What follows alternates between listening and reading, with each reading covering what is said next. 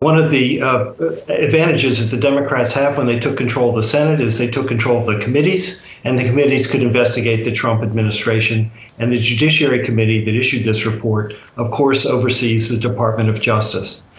They are looking at several things, and what we see with the benefit of this report is two things coming together. First, Trump wanted the Justice Department to investigate as many states as possible to call into question their election results. And secondly, he wanted the House of Representatives and Senate, when they met to count the Electoral College, to have the vice president set aside those electors from the key states that delivered victory to Joe Biden. The Senate report that we've seen really goes into the pressure President Trump directly applied on the top leadership of the Justice Department. He wanted to fire them, put in his people, and have them investigate these states and their election returns.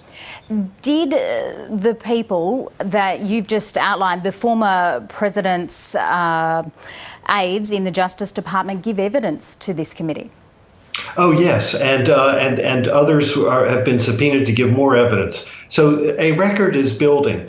And what the report outlines is an extremely dramatic meeting in the White House where the president summoned the acting attorney general, Mr. Rosen, and the person that he wanted to replace Rosen, Jeffrey Clark, and the White House counsel, Pat Cipollone.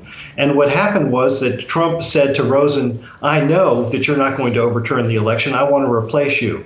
It was only the urgent arguments of the White House counsel, Cipollone, and a couple of his aides for 3 hours to finally convince Trump, do not guillotine the leadership of the Justice Department.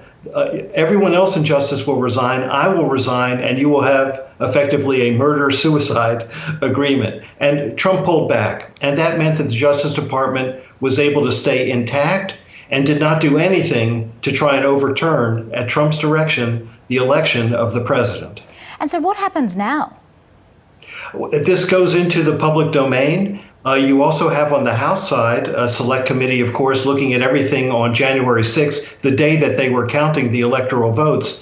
And essentially what this is just laying out to the public. And yes, you can say it's a Democratic report. We know the Democrats are biased. The Republicans haven't bought into it. But to get out for people to examine a whole series of things that occurred that looked quite disparate at the time it was unfolding. But we see an orderly method in the madness here of, okay, I'm going to do something at the Justice Department. I'm going to do something with the vice president, all designed to call into question the results of the election. That's a political fight that's still unfolding.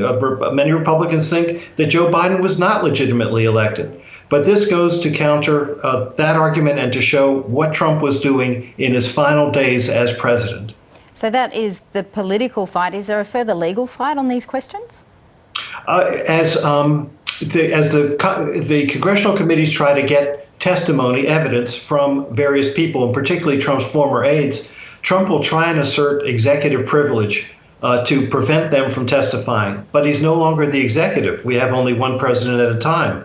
And Joe Biden has made clear that the whole government will cooperate with congressional committees and their investigations. So we will see some legal challenges to getting the president's former chief of staff, his former top advisor, Steve Bannon, and others who are being compelled under subpoena to appear before these committees and tell what they know. And that fight will play out. But ultimately, I believe the committees will prevail, and we will get just more and more evidence. And the thing is, this is occurring. Next year is an election year for control of Congress, the midterm elections.